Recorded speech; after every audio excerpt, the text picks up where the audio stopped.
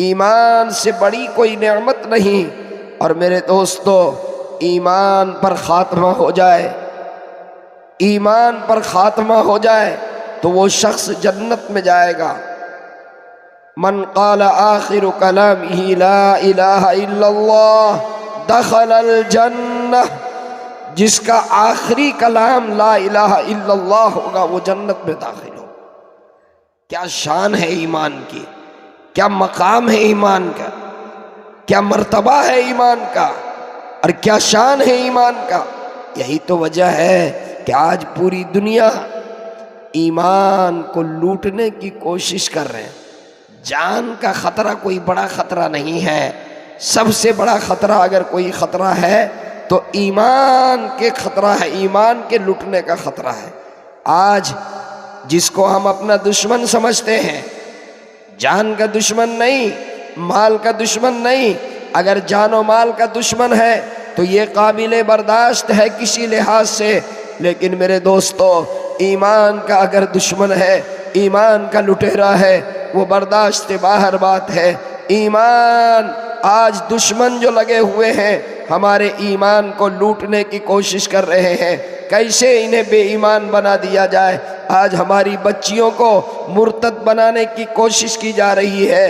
एक नहीं, आदाद व शुमार के मुताबिक सैकड़ों हमारी ऐसी बच्चियां हैं जो गैरों के हाथ में चली गई, मुर्तद हो गई। उन्हें बहलाया जाता है, उन्हें फुसलाया जाता है, उन्हें सब्ज़ बाग दिखलाया जाता है, उन्हें ऐशो इशरत की बात कही जाती है, उन्हें मोबाइल में फंसाया जाता है, फेसबुक के ज़रिए से, यूट्यूब के ज़रिए से, व्हाट्सएप के ज़रिए से उन्हें सब्ज़ बाग दिखा करके और उसके ईमान का सौदा किया जा रहा है। ऐ मेरे दोस्तों, आज ये हालात हैं, एक दो की तादाद में नहीं, हज़ारों की तादाद में हमारी बच्चियां गैरों के हाथ में जा चुकी हैं। एक सिर्फ महाराष्ट्र में वहाँ के सरकारी जो रिपोर्ट है, उस रिपोर्ट के मुताबिक हर महीना लगभग 60 से 70 बच्चियां जो हैं वो हमारी गैरों के हाथ में जा रही हैं। भोपाल के अंदर जो है, एक ही गांव से तकरीबन 100 औरतें, लड़कियां नहीं, वो औरतें 100 की तादाद में वो गैरों के हाथ में चली गई। और हर गांव में, हर इलाके में, हर सूबे में ये तहरीक चल रही है, इन मुस्लिम बच्चियों के ईमान को लूटा जाए। ये ईमान के लुटेरे मुख्तलिफ साजिशों के तहत जो है ईमान लूटने की कोशिश कर रहे हैं, ईमान लूटने की कोशिश कर रहे हैं। मैं बड़ी जिम्मेदारी से आज इस यंग स्टार क्लब के जलसे से अपनी माँ बहनों को ये पैगाम देना चाहूँगा, वो ईमान के दुश्मन, वो ईमान के लुटेरे अगर आपके साथ सौदा करने की कोशिश करें, अगर आपको सब्ज़ बाग दिखलाने की कोशिश करें, अगर आपको ऐशो इशरत की ख्वाब दिखलाएं, अगर आपको शादी का झांसा दे, हरगिज़ उनके झांसे में न आए। ईमान ये सबसे बड़ी दौलत है, ईमान ये सबसे अदीम नेमत है। ऐ मेरी बहनों, ऐ मेरी बेटियों, ईमान का सौदा ना करें। और सुन लीजिए, इनका मकसद ये नहीं होता कि वो आपसे शादी करें, आपको इज्जत बख्शे, नहीं, वो आपकी इज्जत को लूटने के लिए, आपकी इस्मत को तार तार करने के लिए, आपकी इज्जत को खिलवाड़ करने के लिए वो आपको शादी का झांसा देते हैं। और वाक़यात एक नहीं, सैकड़ों वाक़यात हैं शादी का झांसा दे करके, और वो ले करके फिरार होते हैं। और साल 2 साल के बाद उनकी इज्जत को लूटने के बाद, उनकी इस्मत को लूटने के बाद फिर उसे कोठे में हवाले कर देते हैं, उसे जिस्म फरोशी पर मजबूर करते हैं, उसे कोठे में बेच देते हैं। और फिर वो पूरी जिंदगी सिसकियां भर के जिंदगी गुजारती है, पूरी जिंदगी पछताती है, पूरी जिंदगी आह भरती है। अब वो न घर की होती है, न घाट की होती है, वो कहीं की नहीं होती है। ऐ मेरी माएँ और बहनों, आज ये मोबाइल के जरिए से आज ये फितना आम हो रहा है। मैं अपनी माँओं को और अपनी बहनों को और अपनी बेटियों को मैं ये पैगाम देना चाहता हूँ, आप इस साजिश का शिकार हरगिज़ ना हो। ऐ मेरी माँओं, ऐ मेरी बेटियों, ऐ मेरी बहनों, आप कुरान पढ़ो और कुरान करीम में आप उन ईमान वाली मोमिना के वाक़ये को पढ़ो जिन्होंने ईमान के खातिर कुर्बानी दी। कैसी कुर्बानी दी? उलमा स्टेज पर बैठे हुए हैं, उलमा से पूछिए। सूरह बुरूज में ये वाक़या मनक़ूल है। एक काफिर बादशाह का ज़माना था। काफिर बादशाह वो जालिम बादशाह था, बहुत ही बड़ा जालिम था, बहुत ही बड़ा जाबिर था, जुल्म की इंतहा थी। उस ज़माने में कुछ लोग ईमान के अंदर दाखिल हो गए, ईमान में दाखिल हो गए। जब उस जालिम बादशाह को ये खबर मिली कि लोग ईमान में दाखिल हो गए हैं तो उन्होंने खंदक खुदवाई, खंदक खुदवाई और उस खंदक में आग जलाई गई। ईमान वाले को बुलाया जाता और उससे सवाल किया जाता, ये बताओ तुम ईमान से वापस लौटते हो या नहीं? तुम ईमान से वापस फिरते हो या नहीं? अगर तुम ईमान से वापस फिरोगे तो तुम्हारी जान बख्श दी जाएगी, अगर तुम मुर्तद हो जाओगे तो तुम्हारी जान बख्श दी जाएगी, और अगर तुम ईमान पर कायम रहोगे, अगर तुम ईमान पर कायम रहोगे तो तुम्हें इस खंदक के अंदर अभी डाल दिया जाएगा। तारीख शाहिद है, वो हमारे मोमिन भाई एक नहीं बड़ी तादाद में खंदक के हवाले हो गए। जामे शहादत उन्होंने नोश कर लिया, लेकिन ईमान का सौदा नहीं किया। उसी में एक खातून भी थी, एक औरत भी थी। जब उसे खंदक के सामने लाया गया और उस मुसलमान औरत, उस मोमिना औरत से ये सवाल किया गया कि या तो ये बताओ कि तुम अपने ईमान पर कायम रहोगी या ईमान से फिर जाओगी। अगर तुम्हें अपनी ज़िंदगी महबूब है तो ईमान से वापस लौट जाओ। वाक़ये में है कि उस औरत के गोद में एक बच्चा था। अल्लाह अल्लाह, औरत अपने गोद में बच्चे को उठा कर लाई थी। जब उसने ये कहा कि अगर तुम ईमान से वापस नहीं लौटोगी तो बच्चे समेत अभी इस खंदक के हवाले कर दिया जाएगा, तुम्हारे बच्चे को भी तुम्हारे साथ इस खंदक के अंदर डाल दिया जाएगा। वो औरत थोड़ी देर के लिए झिझक गई, थोड़ी देर के लिए झिझक गई। उसके अंदर थोड़ी सी कमज़ोरी आई, अपनी जान के वजह से नहीं, बच्चे की मोहब्बत में। इसलिए कि एक माँ की कमज़ोरी बच्चा होता है, बच्चे की मोहब्बत में उसका कदम थोड़ा लड़खड़ाया। बच्चे की मोहब्बत में वो थोड़ी देर के लिए झिझक गई, लेकिन वो बच्चा जो गोद में था, वो बच्चा बोल उठता है, अपनी माँ से कहता है, अम्मी जान इस्बिर, सब्र कर लीजिए अम्मी, आप हक के ऊपर हैं, घबराइए नहीं अम्मी, खौफ न खाइए, आप मेरी मोहब्बत में कदम न लड़खड़ाइए, अम्मी जान सब्र कर लीजिए, आप हक पर हैं, सब्र कर लीजिए। चुनांचे जब बच्चे ने ये जुमला कहा तो फिर वो औरत जो झिझक गई थी, उनके पाँव के अंदर इस्तिकामत और वो मजबूत हो गई। और फिर वो जालिम बादशाह ने उस बच्चे के साथ उस औरत को खंदक के हवाले कर दिया। ऐ मेरी माँ और बहनों, कुरान में ये वाक़या मज़कूर है। अल्हम्दुलिल्लाह, अल्हम्दुलिल्लाह, जान का सौदा कर ली, जान चली गई, जामे शहादत नोश कर ली, लेकिन ईमान नहीं जाने दी, ईमान नहीं जाने दी। है मेरी माँ और बहनों, जब ईमान मजबूत होता है, जब सीने में दिल में ईमान रासिख हो जाता है, तो दुनिया की ताकत कोई उसे ईमान से हटा नहीं सकती। दुनिया की कोई ताकत ऐसी नहीं है जो उसे ईमान से फिरने पर मजबूर कर दे।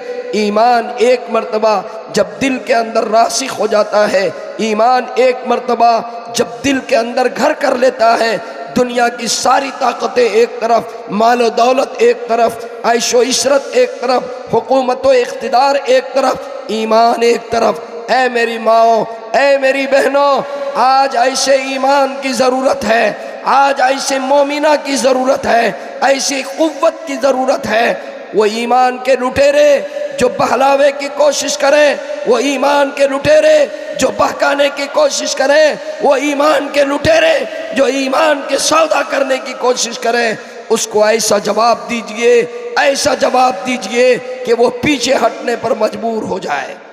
मैं ये अर्ज कर रहा था कि हज़रत अबू बकर सिद्दीक रज़ी अल्लाह ताला अन्हु ने बड़ी कीमती बात की। क्या फरमाया? क्या फरमाया? अर्ज किया, अल्लाह के रसूल, मोमिन का दिल इस तश्त से ज़्यादा रोशन है और मोमिन के दिल में ईमान ये शहद से ज़्यादा शीरी है, और उस ईमान को बचा कर ले जाना ये बाल से ज़्यादा बारीक है। क्या कीमती बात है। ईमान घटता और बढ़ता है। ईमान, हदीस में है कि ईमान घटता और बढ़ता है। आप पूछिएगा कि मौलाना साहब ज़रा ये समझाइए, ईमान घटता बढ़ता किस तरह से? मैं आपको एक मिसाल देता हूँ। आप मस्जिद नमाज पढ़ने के लिए जाएं, मस्जिद नमाज पढ़ने के लिए जाएं और मस्जिद के अंदर जो है आपको एक मोबाइल मिल जाए किसी का, आपको घड़ी मिल जाए किसी का, तो आप इमाम साहब के पास जाते हैं और कहते हैं कि इमाम साहब ये घड़ी, ये मोबाइल मिला है, आप ऐलान कर दीजिए ये किसकी घड़ी है, ये किसका मोबाइल है। वो 50,000 का मोबाइल हो, वो 25,000 की घड़ी हो, वो इमाम साहब को देकर ऐलान करवा देते हैं।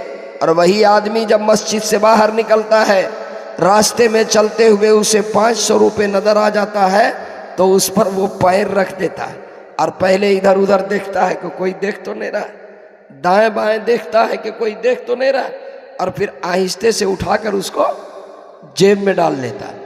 मस्जिद में 50,000 का मोबाइल उठाया लेकिन जेब में नहीं डाला, और मस्जिद से बाहर 500 रुपये जेब में डाल लिया। क्या बात है? बात असल ये है कि जब मस्जिद के अंदर वो दाखिल हुआ, ईमान वाला जब मस्जिद में दाखिल होता है तो उसके ईमान का ग्राफ ऊपर आ जाता है। ये सोचता है ये चोरी की जगह नहीं है, ये झूठ बोलने की जगह नहीं है, ये फ्रॉड की जगह नहीं है, ये धोखा देने की जगह नहीं है। उसका ईमान का ग्राफ बढ़ जाता है, इसलिए वो 50,000 का मोबाइल लेकर नहीं जाता, और जब वो मस्जिद से बाहर निकलता है तो उसके ईमान का ग्राफ नीचे उतर जाता है जी। इसलिए वो 500 रुपये भी जेब में डाल लेता है। ऐ मेरे नौजवान दोस्तों और ऐ मेरे बुजुर्गों और ऐ मेरे भाइयों, ईमान ये सबसे अजीम नेमत है। दिल से ये इरादा कीजिए, पूरी जिंदगी ईमान पर इंशाअल्लाह जिंदा रहेंगे। बोलिए हाथ उठाकर इंशाअल्लाह जी। भाई शोर ना करें, तवज्जो के साथ बात सुने, बड़ी कीमती बात बता रहा हूं। सबसे पहले हजरत अबू बकर सिद्दीक रज़ी अल्लाह ताला अन्हु ने राय दी। अब उसके बाद किन की बारी आई? हजरत उमर फारूक रज़ी अल्लाह ताला अन्हु की। हजरत उमर रज़ी अल्लाह ताला अन्हु ने प्याले को हाथ में लिया और अर्ज़ किया, ए अल्लाह के रसूल अदालत, ए अल्लाह के रसूल हुकूमत, तश्त इस प्याले से ज़्यादा रोशन है, और हुकूमत का मिल जाना ये शहद से ज़्यादा शीरी है, और हुकूमत मिलने के बाद उस पे अमल करना, उस पे इंसाफ करना ये बाल से ज़्यादा बारीक है। अरे भाई बात सही है कि नहीं? जरा हाथ उठाकर कहिए सुभान अल्लाह जी। हर आदमी चाहता है कि नहीं कि हम मुल्क का वज़ीर आज़म बन जाए, हम वज़ीर आला बन जाए, हम MLA बन जाए, हम MP बन जाए, हम मुखिया बन जाए, हम सरपंच बन जाए, सब चाहता है। हुकूमत तश्त से ज़्यादा रोशन है, और हुकूमत का मिलना ये शहद से ज़्यादा शीरी है, और हुकूमत मिलने के बाद इंसाफ का मामला करना ये बाल से ज़्यादा बारीक है। अल्लाह अल्लाह। हज़रत उमर अपने दौरे हुकूमत में, अपने दौरे खिलाफत में ये फरमाया करते थे कि अगर मेरे ज़माने में कुत्ता भी भूखा मर जाए तो उमर को कल क़यामत के दिन अल्लाह के दरबार में जवाब देना हो। अल्लाह अल्लाह। हज़रत उमर के अदालत के फ़ैसले, हज़रत उमर के इंसाफ के फ़ैसले, अगर मेरे पास वक्त होता तो मैं आपको हज़रत उमर के अदालत के वाक़यात में आपको सुनाता। आइए, मुअतसिम बिल्लाह एक बहुत ईमान वाला मुअतसिम बिल्लाह बादशाह गुजरा है। जरा तवज्जो से सुने। रूम में जब गैरों की हुकूमत थी, काफिर बादशाह था, जालिम था, उसके दौरे हुकूमत में रूम के अंदर एक मुसलमान खातून को सरे बाजार बेइज्जत किया, उसकी इज्जत को लूटा, उसकी इस्मत को तार तार किया। उसने हाथ उठाकर और चिल्ला कर ये कही, वाह मुअतसिम बिल्लाह, कहाँ है मुअतसिम बिल्लाह, कहाँ है मुअतसिम बिल्लाह। मेरी इज्जत लुट रही है, मेरी इस्मत के तार तार हो रहे हैं, मुझे सरे बाजार मेरी इज्जत का नीलाम किया जा रहा है। मुअतसिम बिल्लाह मेरी मदद करे। ये कहाँ पर हो रहा है? रूम में। किसी ने ये आवाज सुनी, वो मुअतसिम बिल्लाह के पास आया और मुअतसिम बिल्लाह से आकर के सुनाया कि एक ईमान वाली खातून, उसका जो है रूमी हुकूमत में उसकी इज्जत लूटी जा रही है, उसके इस्मत को तार तार किया जा रहा है और उसे जो है सलाखों के अंदर रखा गया है। वो औरत आपको तलाश कर रही है।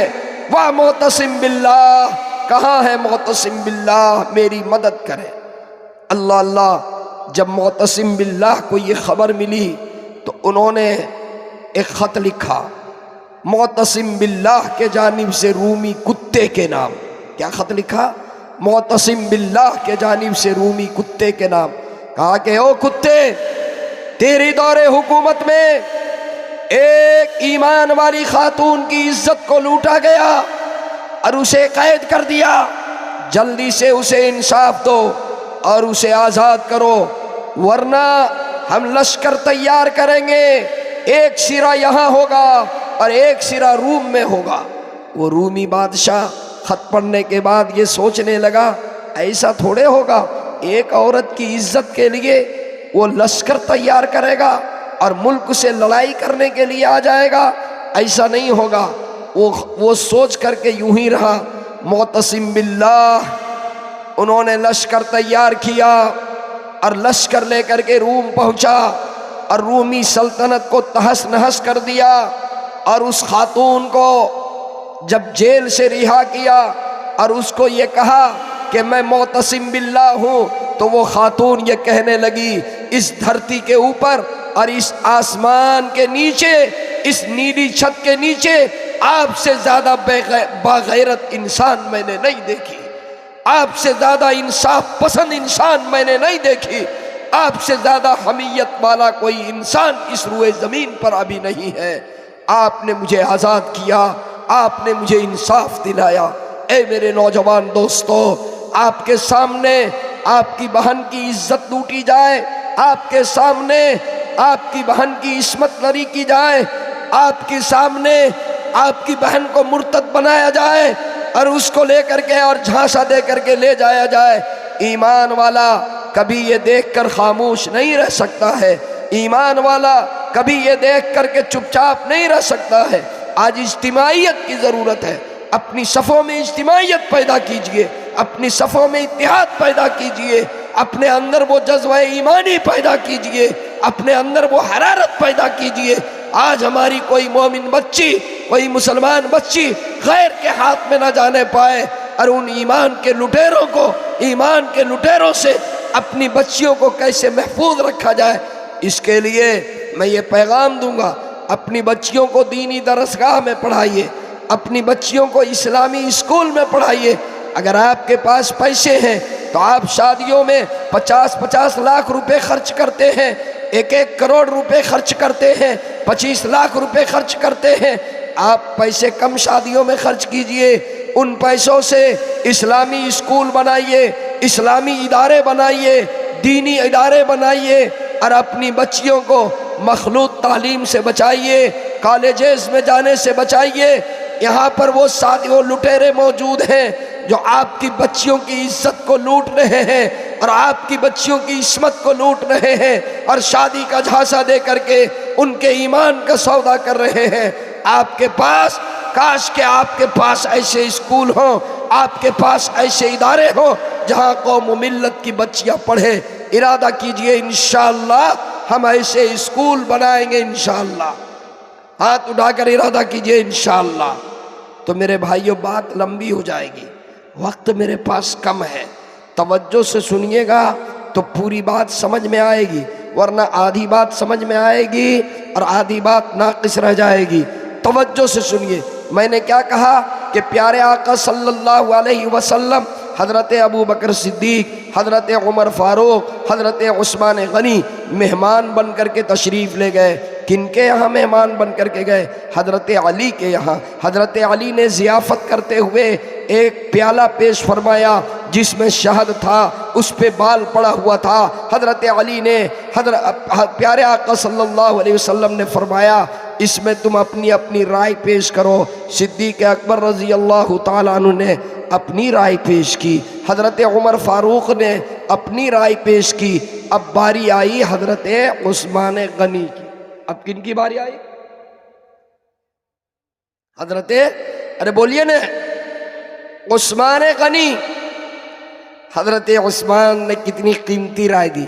अल्लाह के रसूल, इल्म दीन शहद से ज़्यादा शीरी है।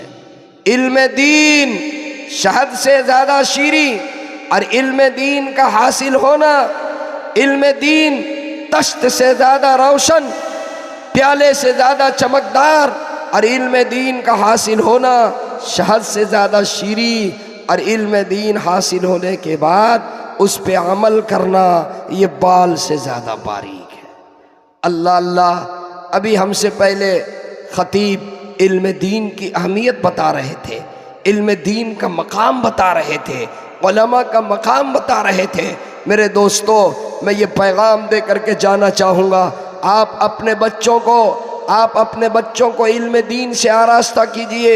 सबसे पहले अपने बच्चे को मकतब में पढ़ाइए, अपने बच्चे को कुरान पढ़ाइए, अपने बच्चों को दीन की तालीम से आरास्ता कीजिए, अपने बच्चों को मुसलमान बनाइए। उसके बाद आप डॉक्टर भी बनाइए, आप इंजीनियर भी बनाइए, आप प्रोफेसर भी बनाइए, आप मास्टर भी बनाइए, आप IAS भी बनाइए, आप IPS भी बनाइए, आप जज भी बनाइए, आप वकील भी बनाइए। लेकिन सबसे पहले अपने बच्चे को मुसलमान बनाइए, अपने बच्चे को हाफिज़े कुरान बनाइए। अगर आपका बच्चा हाफिज़े कुरान होगा, कल क़यामत के दिन आपकी मग़फ़िरत और आपकी नजात का ज़रिया बनेगा, वो आपके लिए सिफारिश करेगा। इस तालीम में अल्लाह के तरफ से वादा है। इसलिए मैं कहूँगा, सब आदमी ये इरादा करें, अगर आपके 4 बेटे हैं या 3 बेटे हैं तो कम से कम एक बेटा को हाफिज़ बनाएंगे इंशाअल्लाह। अरे बनाइएगा, बोलिए ना इंशाअल्लाह। जी, अगर हाफिज़ नहीं बनाइएगा, आलिम नहीं बनाइएगा तो क्या नुकसान होगा? एक गांव में इमाम साहब छुट्टी लेकर घर चले गए इत्तिफाक से, और एक साहब का इंतकाल हो गया। पूरे गांव में एक हाफिज नहीं था, पूरे गांव में एक आलिम नहीं था। लोग परेशान हो गए कि जनाजे की नमाज कौन पढ़ाएगा। बहुत परेशान, सदर साहब परेशान, सेक्रेटरी साहब परेशान, जनाजा कौन पढ़ाएगा। पूरे गांव में एक हाफिज नहीं, पूरे गांव में एक आलिम नहीं, पूरे गांव में एक मुफ्ती नहीं, जनाजा कौन पढ़ाएगा। बहुत परेशान थे। इसी दरमियान एक बाबा गांव के अंदर आ गया मांगने के लिए। सदर साहब ने देखा, कहा कि बाबा आप जनाजा पढ़ा दीजिए, देखिए इनका इंतकाल हो गया है और इमाम साहब घर गए हुए हैं, कोई जनाजा पढ़ाने वाला नहीं है, आप जनाजा पढ़ा दीजिए। बाबा ने कहा कि मैं जनाजा नहीं पढ़ाऊंगा। कहा पढ़ा दीजिए ने। कहा नहीं नहीं नहीं मैं नहीं पढ़ाऊंगा। बहुत इसरार किया तो कहा चलो आज पढ़ा ही देते हैं। जनाजा पढ़ाने के लिए खड़े हुए, कहा कि अल्लाहु अकबर, पहली तकबीर। पहली तकबीर के बाद जनाजे में क्या पढ़ते हैं बोलिए आप लोग? सना। सना पढ़ते हैं। सना पढ़ने में कितना टाइम लगता है? 30-40 सेकंड। 5 मिनट हो गया, दूसरी तकबीरें नहीं हो रही। 10 मिनट हो गया, तकबीर ही नहीं। 15 मिनट हो गया, तकबीर ही नहीं। 20 मिनट पर दूसरी तकबीर, कहा अल्लाहु अकबर। दूसरी तकबीर के बाद क्या पढ़ते हैं? दरूद शरीफ। दरूद शरीफ पढ़ने में कितना टाइम लगता है? 1 मिनट 40 सेकंड 50 सेकंड। फिर 5 मिनट हो गया, तीसरी तकबीर नहीं। 10 मिनट हो गया, 15 मिनट हो गया, 40 मिनट में तीसरी तकबीर और 60 मिनट में चौथी तकबीर। उसके बाद सलाम फेरा। सलाम फेरने के बाद लोग क्या करते हैं जनाजे में? लोग जनाजे की तरफ आगे बढ़ते हैं ताकि उसको कांधा दें और कब्र पे उतारें। लेकिन लोग इतने गुस्से में थे, इतने इश्तियाल में थे कि जनाजे के तरफ बढ़ने के बजाय इमाम साहब की तरफ बढ़ गए। कहा इमाम साहब ये बताइए, 30 साल से हम जनाजा पढ़ रहे हैं, कोई कह रहा है कि 20 साल से मैं जनाजा पढ़ रहा हूं, आज तक के जनाजे में 3 मिनट से ज्यादा नहीं लगा। अरे 60 मिनट तक के आप जनाजा पढ़ा रहे थे कि क्या कर रहे थे? तो इमाम साहब ने इत्मीनान से जवाब दिया कि आप ही लोगों की तरह हम भी पागल हैं। अरे आप क्या समझ रहे हैं कि मैं सिर्फ इसी के जनाजे की नमाज पढ़ाई जो आगे जिसका इंतकाल हो गया है, इसके साथ पूरे गांव वालों की जनाजे की नमाज एक ही दिन पढ़ दी। जितने लोग पीछे थे सबको गिन करके हर जनाजे की नमाज पढ़ दिए। क्यों? जिस गांव में एक हाफिज नहीं, जिस गांव में एक आलिम नहीं, उसे जिंदा रहने का हक नहीं, उसे जिंदा रहने का हक नहीं। अब मरते जाओ और दफन होते जाओ। जी तय कीजिए इंशाअल्लाह अपने बच्चों को हाफिजे कुरान बनाएंगे। तय कीजिए अपने बच्चों को, अरे बोलिए भाई, अपने बच्चों को हाफिजे कुरान बनाएंगे। मेरे दोस्तों, जो मजमून मैं बयान कर रहा हूँ वो मजमून पहले मैं मुकम्मल करूँगा, फिर आप जो हमें हुक्म देंगे इंशाअल्लाह मैं उसको भी बयान करूँगा अगर वक्त ने इजाज़त दी।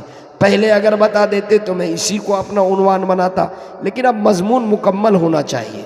क्या बात आ रही थी? सबसे पहले हज़रत अबू बकर सिद्दीक रज़ी अल्लाह ताला अन्हु की राय आई, फिर उसके बाद हज़रत उमर, फिर उसके बाद हज़रत उस्मान। अब किन की बारी है? हज़रत अली। अरे बोलिए ना आप लोग, आज आप लोगों को भी बोलना पड़ेगा मेरे साथ, तब तक कर पाएंगे। हज़रत अली। हज़रत अली ने क्या राय दी? बड़ी कीमती राय। हज़रत अली ने अर्ज़ किया, ऐ अल्लाह के रसूल, आपका, हज़रत अबू बकर सिद्दीक, हज़रत उमर फारूक, हज़रत उस्मान गनी, आप चारों का मेरे यहाँ मेहमान बन करके आना इस तश्त से ज़्यादा रोशन, इस प्याले से ज़्यादा रोशन, और आपकी ज़ियाफ़त करना ये शहद से ज़्यादा शीरीं, और आप सबके दिल को खुश करके भेजना ये बाल से ज़्यादा बारीक। आप सबके दिल को खुश करके भेजना ये बाल से भी ज़्यादा बारीक है। अल्लाह अल्लाह। आज ज़ियाफ़त की सुन्नत, मेज़बानी की सुन्नत आज हमारे मुआशरे से उठ गया। कोई मेहमान आ जाए तो उसको हम बोझ समझते हैं, और घर में आकर औरतों से कह दे 4 मेहमान हैं खाना बना दो, तो वो अगर मिजाज बना हुआ नहीं तो वो जवाब देती है जाइए होटल में खिला दीजिए, हम नहीं खाना बना पाएंगे, हमारे पास फुर्सत नहीं है, हमारे पास वक्त नहीं है। ऐ मेरी माँ और बहनों, हमेशा मेहमान नवाजी कीजिए, मेहमानों के साथ इज्जत व तकरीम का मामला कीजिए, मुसाफिरों के लिए दस्तरखान बिछा करके रखिए।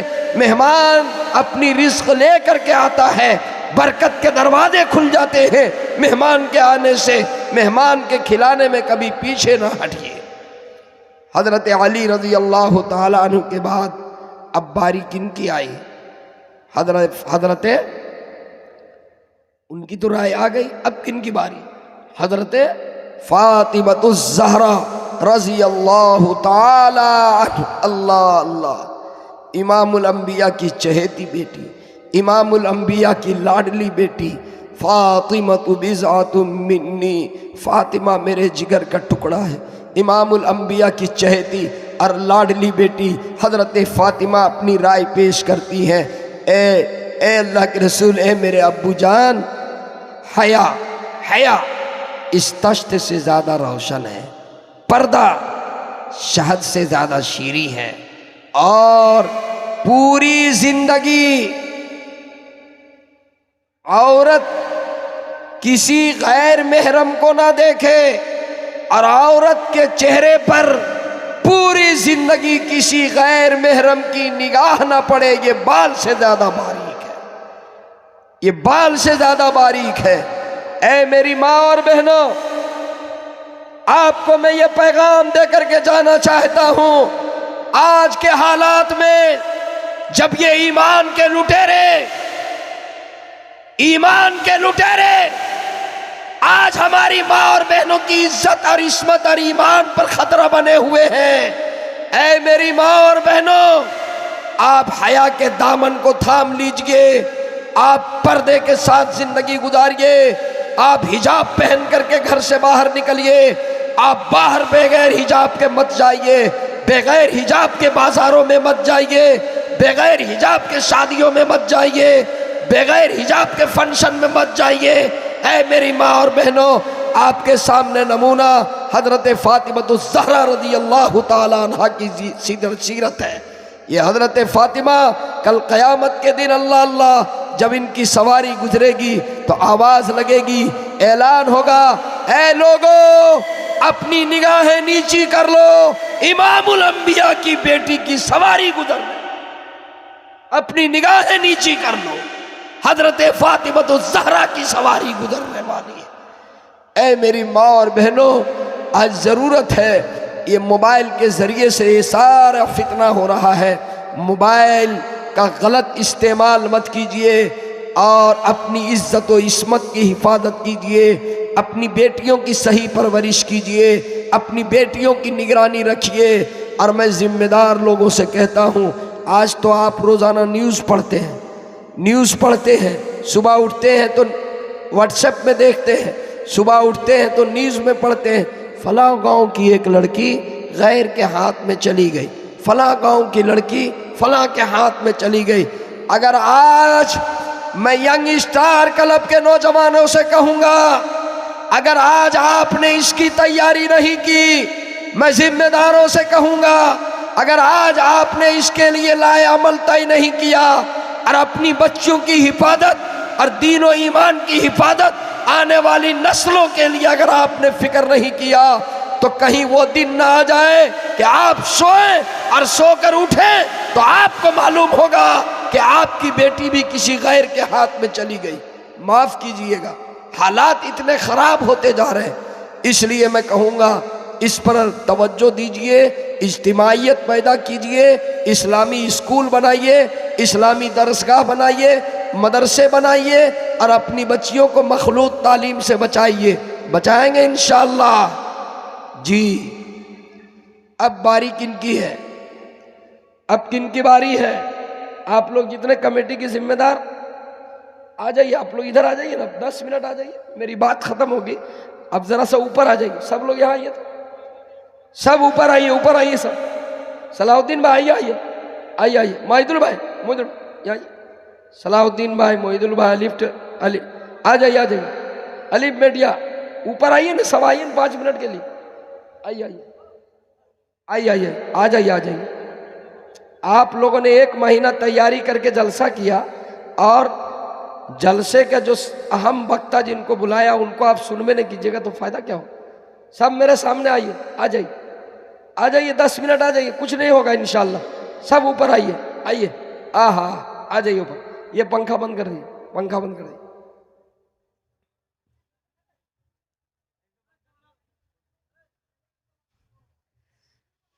अभी हमारे मोहिदुल भाई मछली खिलाए खाने में। क्या खिलाए? मछली। मैं कभी वो मछली नहीं खाई थी जो मछली ये खिलाए। कहा कि मौला साहब हजरत ज़रूर खाइए, बहुत अच्छी मछली। मैं खा रहा था तो मुझे एक लतीफ़ा याद आया, सुना दूँ मैं दिल में। एक बादशाह था, एक बादशाह था। बादशाह के दरबार में एक मछुआरे ने नदी में मछली पकड़ करके और बादशाह के पास लाया और कहा कि बादशाह सलामत, आप भी आ जाइए ऊपर। आपको कह रहा हूं, क्या नाम? हाँ हाँ, आपको आप हैं सनोवर भाई? आइए आइए आइए आइए, आ जाइए आ जाइए। असल में सनोवर भाई की गाड़ी गई थी मुझे लाने के लिए और अभी पहुंचाने के लिए भी जाएगी, इसलिए सनोवर भाई मेरे सामने आई। आपका बहुत बहुत मैं शुक्रिया। आइए आइए, इधर आ जाइए, आइए आइए आइए। तो बादशाह के दरबार में मछली पकड़ कर लेकर के गया और कहा कि बादशाह सलामत, ये मछली नदी से बहुत मखसूस मछली आपकी खिदमत में लाया हूँ, आपके लिए मैंने पूरे दिन मेहनत किया और लाया हूँ। बादशाह ने मछली देखा तो बहुत खुश हुआ।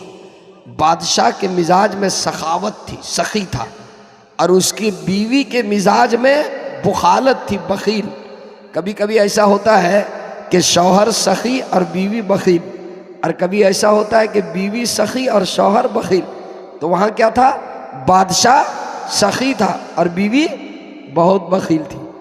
तो बादशाह ने खुश होकर के और मछुआरे को 200 दिरहम दे दिया। कितना दिया? 200 दिरहम। बीवी देख करके और तिलमिला गई, 500 ग्राम की मछली और आपने 200 दिरहम दे दिया। वापस कर दीजिए मछली और पैसा वापस कर दीजिए, वापस ले लीजिए। तो बादशाह ने कहा, अरे बेवकूफ़ औरत, मैं बादशाह हूँ, कुछ तो इज्जत रहने दो। मैं बादशाह हूँ, कुछ तो मेरी इज्जत बचने दो।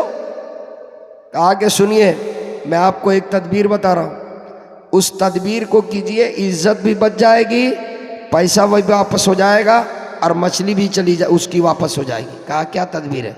कहा तदबीर ये है, उसको बुला करके पूछिए कि मछली नर है या मादा है। नर मादा समझते हैं आप लोग? नर है या मादा है?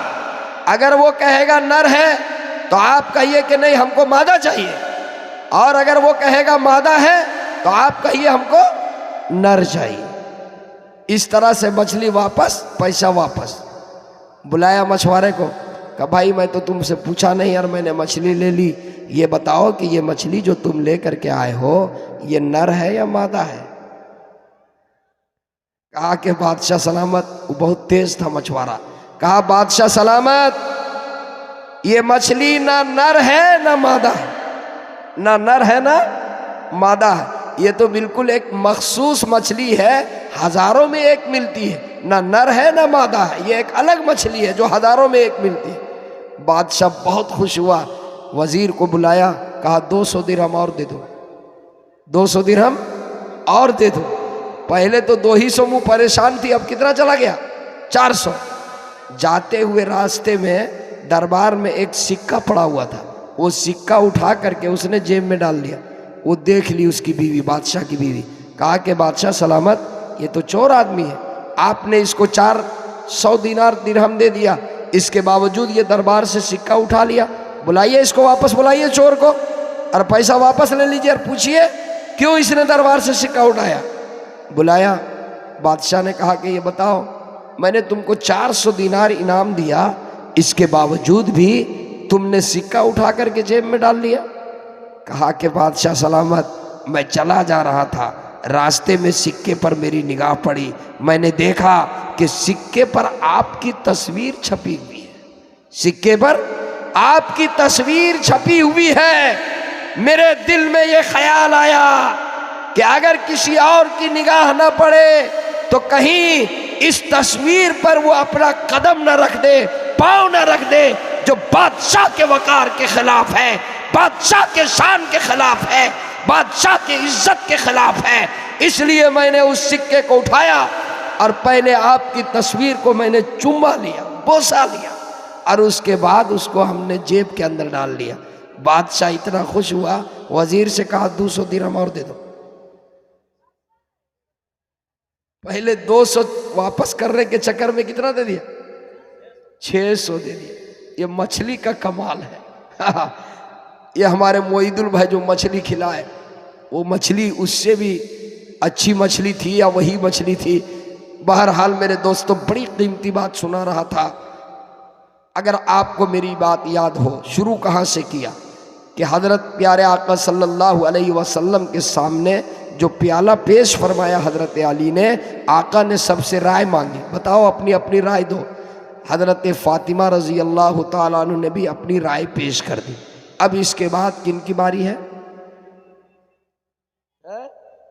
प्यारे आका सल्लल्लाहु अलैहि वसल्लम की।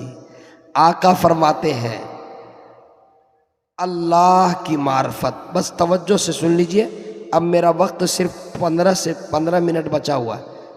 अल्लाह की मार्फत इस तश्त से ज़्यादा रोशन है, और अल्लाह की मार्फत का हासिल हो जाना ये शहद से ज़्यादा शीरी है, और अल्लाह की मार्फत हासिल होने के बाद उस पे कायम रहना ये बाल से ज़्यादा बारीक है। अल्लाह अल्लाह, अल्लाह की मार्फत, अल्लाह का पहचान। जो अपने आप को पहचान ले वो अपने रब को पहचान ले। कुरान में वफ़ी अनफुसिकुम अफला तुबसिरून, तू अपने आप को पहचानो कि तू कौन है। अल्लाह कहता है कि तू पानी का कतरा है, नापाक कतरा है, मैं पाक हूँ। तू लाशय है, मैं शय हूँ। तू आजिज़ है, मैं गनी हूँ। तू मंगता है, मैं दाता हूँ। तू बंदा है, मैं रहमान हूँ। तू कुछ नहीं, मैं सब कुछ हूँ। तू फ़ानी है, मैं बाकी हूँ। तू नहीं था, मैं था। तू नहीं रहोगे, मैं रहूँगा। अरे तू तो एक एक चीज़ में मेरा मोहताज है। अगर मैं तुझे हाथ ना दूं तो तू लूल्हा है, अगर मैं तुझे पाँव ना दूं तो तू लंगड़ा है, अगर मैं तुझे जुबान ना दूं तो तू गूंगा है, अगर मैं तुझे दिमाग ना दूं तो तू पागल है, अगर मैं तुझे आंखें ना दूं तो तू अंधा है, अगर मैं तुझे कान ना दूं तो तू बहरा है, अगर मैं तुझे बीवी ना दूं तो तू लावलद है, अगर मैं तुझे खाना ना दूं तो तू भूखा है, अगर मैं तुझे पानी ना दूं तो तू प्यासा है। तू तो एक एक चीज में मेरा मोहताज है, और खुदा की जात वो जात है जो किसी चीज में तेरा मोहताज नहीं। और सुनिए मेरे दोस्तों, एक दुनिया का मुसव्विर जब तस्वीर बनाता है तो कहता है लाइट लगाइए, रोशनी।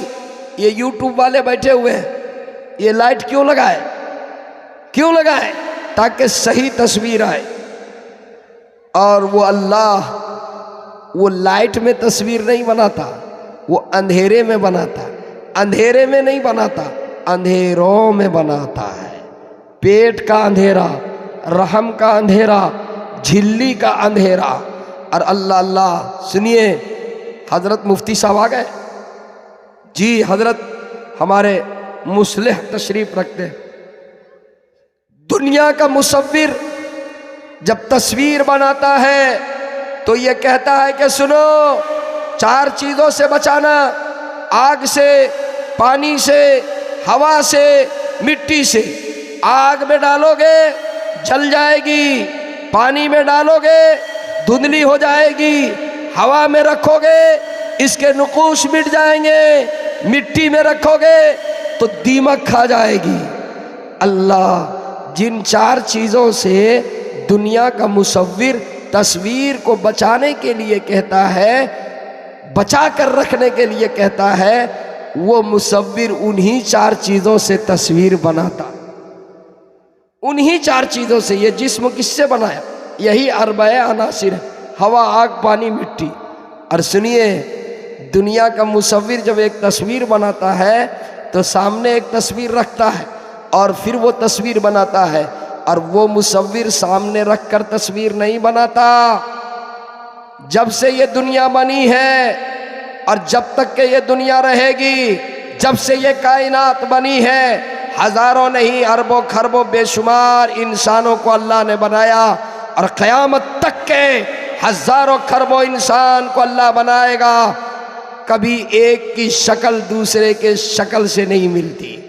और शक्ल तो दूर की बात है, ये उंगली का जो पोरवा है, ये जो उंगली का निशान है, ये पोरवा भी एक दूसरे से नहीं मिलता। जभी तो आज के गवर्नमेंट ये कहती है कि दस्तखत से काम नहीं चलेगा, फिंगरप्रिंट बायोमेट्रिक हाजिरी लगाओ, पासपोर्ट बनाने जाओ तो बायोमेट्रिक वहाँ फिंगरप्रिंट लगाओ, सिर्फ दस्तखत से काम नहीं चलेगा।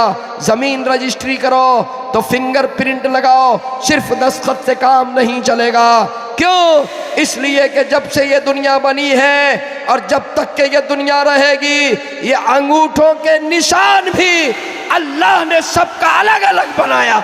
बला कादिरीन अला अन नुसब्बिया बनाना, कुरान में है, इन निशानात को भी अल्लाह ने अलग अलग बनाया। ये उनकी कुदरत की बात है। मेरे दोस्तों, वक्त नहीं है कि मैं तफसील पर जाऊं, मुख्तसर बात में अर्ज़ करके आपसे रुखसत हुआ चाहता हूँ। प्यारे आका सल्लल्लाहु अलैहि वसल्लम के बाद हज़रत जिब्राईल अमीन ने अर्ज़ किया, ए अल्लाह के रसूल, राह खुदा इस दश्त से ज़्यादा रोशन है, और राह खुदा में अपनी जान और माल का लगाना ये बाल से ज़्यादा, अपनी जान और माल का लगाना ये शहद से ज़्यादा शीरी है। और एक मर्तबा राह खुदा में निकलने के बाद पूरी ज़िंदगी उस पर इस्तिकामत, ये बाल से ज़्यादा बारीक है, ये बाल से ज़्यादा बारीक है। मेरे दोस्तों, मेरे नौजवानों, मैं ये पैगाम दे करके आपसे रुखसत हो रहा हूँ। आपने ये जलसा किया, अल्हम्दुलिल्लाह, बहुत खुशी की बात है। इस गए गुजरे दौर में जब कोई गाना और ऑर्केस्ट्रा की मजलिस करता है, कोई कव्वाली की मजलिस लगाता है, कोई और किसी दुनियावी मजलिस का इनेकाद करता है, ऐसे मौके पर दीनी जलसा करना, दीन की बात कहने के लिए उलमा को बुलाना और दीन की बात सुनने के लिए जमा होना, ये नेक फाल है, ये खुश आइन बात है। इसलिए कि जब दीन की बात कही जाती है और जब दीन की बात सुनी जाती है तो अल्लाह रब्बुल इज़्ज़त की तरफ से हिदायत के फ़ैसले उतरते हैं। ऐ मेरे नौजवानों, आप मुबारकबाद के मुस्तहिक हो। मैं आपको एक पैगाम दे करके जाना चाहता हूँ। वो पैगाम आज के हालात हाजरा के एतबार से, वो पैगाम मैं आपको दे करके इसलिए जाना चाहता हूँ ताकि आने वाली नस्लों में आप सही मेहनत करके और ख़ुद भी अपनी ज़िंदगी को बदलें और आने वाली नस्लें भी अपनी ज़िंदगी को बदलेंगी। आप भी अपने अंदर इनकलाब लाएं ताकि आपको देख करके छोटे छोटे बच्चे भी आगे चल करके वो अपने अंदर इनकलाब लाएंगे। आपको मालूम है इस वक्त फ़िलिस्तीन के अंदर झगड़ा हो रहा है। किसका झगड़ा है? वहाँ दो कौम के दरमियान आपस में जो झगड़ा है, एक कौम का नाम यहूदी है और दूसरा कौम जिनका नाम मुसलमान है, जो हमारा भाई है, कलमा पढ़ने वाला है। आज ये यहूदी किस कदर जुल्म उठा रहे हैं आप पढ़ेंगे, आप देखते हैं वीडियोस को, कलेजा कांप जाता है। बच्चे के सामने माँ की लाश, बच्चे के सामने बाप की लाश और माँ बाप के सामने मासूम बच्चे को खाक व खून में तड़पा दिया जा रहा है। एक नहीं, एक एक 7 10 और 50 50 और 100 लाश को दफन किया जा रहा है। खाने पीने और इंसान की ज़रूरी चीज़ें, दवाई तक के वहाँ पर मौजूद नहीं है। शायद क्या ऐसी सूरत हाल कभी इससे पहले ना आया हो। और वो यहूदी जो जुल्म उठा रहे हैं, मेरे नौजवानों, आपको मालूम है कि उनकी तादाद कितनी है? पूरी दुनिया में उनकी तादाद सिर्फ 1.25 करोड़ है, सिर्फ 1.25 करोड़ पूरी दुनिया में। और मुसलमानों की तादाद कितनी है पूरी दुनिया में? 1 अरब 40 करोड़। कितनी तादाद है? 1 अरब 40 करोड़। और उनकी तादाद कितनी है? सिर्फ 1 से 1.25 करोड़। 1 अरब 40 करोड़ एक तरफ, और एक तरफ सिर्फ 1 से 1.25 करोड़। लेकिन 1 अरब 40 करोड़ मिल करके उस 1 1.25 करोड़ को लगाम नहीं लगा पा रहे। हम आराम से हैं, ऐशो इशरत में हैं, और हमारे भाइयों के ऊपर वहाँ पर ऐसा जुल्म उठाया जा रहा है, ऐसे मजालिम ढाए जा रहे हैं। ऐ मेरे भाइयों, ऐ मेरे बुजुर्गों, ऐ मेरे नौजवानों, जज्बात में आकर के कोई फैसला करना मुनासिब नहीं। जज्बात में आकर के कमेंट कर देने से मसला पूरा नहीं होता। नौजवान आता है, देखता है, उन वीडियोस को देखता है तो कमेंट में कुछ लिख देता है। क्या कमेंट कर देने से हो जाएगा? नहीं। मैं ये पैगाम दे करके और यहाँ से जाना चाहता हूँ, अगर आपको उनसे सच्ची मोहब्बत है, अगर वहाँ के बच्चों से मोहब्बत है, अगर वहाँ के बेवाओं से मोहब्बत है, अगर अपने मुसलमान भाइयों से मोहब्बत है, तो आज के इस यंग स्टार क्लब के जलसे से सिर्फ एक इरादा कर लीजिए, सिर्फ एक इरादा कर लीजिए कि आज के बाद हम सच्चा मुसलमान बन करके जिंदगी गुजारेंगे। अरे हाथ उठाकर कहिए इंशाअल्लाह, सच्चा मुसलमान बन करके जिंदगी सिर्फ गुजारने का वादा कर लीजिए। इससे बेहतर और कोई खराज तहसीन नहीं हो सकता है। ऐ नौजवानों, आपको देखकर कोई ये कह दे कि ये गुलाम मुस्तफ़ा जा रहा है, आपका चलना, आपका उठना, आपका बैठना, आपका मुस्कुराना, आपका अखलाक, आपका किरदार, आपकी गुफ्तार, आपकी मुआशरत, आपकी तिजारत, आपका कारोबार, आपका लेन देन, आपकी खुशी की मजलिस, आपके गम की मजलिस, आपकी शादी ब्याह, आपका तरीक़ा ज़िंदगी, आपकी इज़्दिवाजी ज़िंदगी, आपकी मुआशराती ज़िंदगी देख करके कोई ये कह दे कि ये नबी का ग़ुलाम है, आपके चेहरे का नूर ये बोले ये नबी का ग़ुलाम है, आपकी पेशानी पे सजदे का निशान बोले ये नबी का ग़ुलाम है, आपकी टोपी बोले ये नबी का ग़ुलाम है, आपका लिबास बोले ये नबी का ग़ुलाम है, आपकी नमाज बोले ये नबी का ग़ुलाम है, आपके सजदे बोले ये नबी का ग़ुलाम है, कुरान की तिलावत बोले ये नबी का ग़ुलाम है, रोज़ा बोले ये नबी का ग़ुलाम है, सदका खैरात बोले ये नबी का ग़ुलाम है, आपका हज बोले ये नबी का ग़ुलाम है। और मैं एक जुमला कहा करता हूँ कि अगर आप कारोबारी हैं तो आपकी दुकान का तराजू बोले ये नबी का ग़ुलाम है। नबी का ग़ुलाम कम नहीं तोल सकता, नबी का ग़ुलाम झूठ नहीं बोल सकता, नबी का ग़ुलाम चुगली नहीं कर सकता, नबी का ग़ुलाम चोरी नहीं कर सकता, नबी का ग़ुलाम बदकारी नहीं कर सकता, नबी का ग़ुलाम डकैती नहीं कर सकता, नबी का ग़ुलाम किसी पर जुल्म नहीं कर सकता, नबी का ग़ुलाम किसी को नहीं सता सकता। अरे तुम सच्चा नबी का ग़ुलाम बन जाओ, मुस्तफ़ा के मुतवालो, शमे रिसालत के परवानो, नबी के दीवानो, तुम ये तय करके ज़िंदगी गुजारो कि हम सच्चा मुसलमान बनकर ज़िंदगी गुजारेंगे इंशाअल्लाह।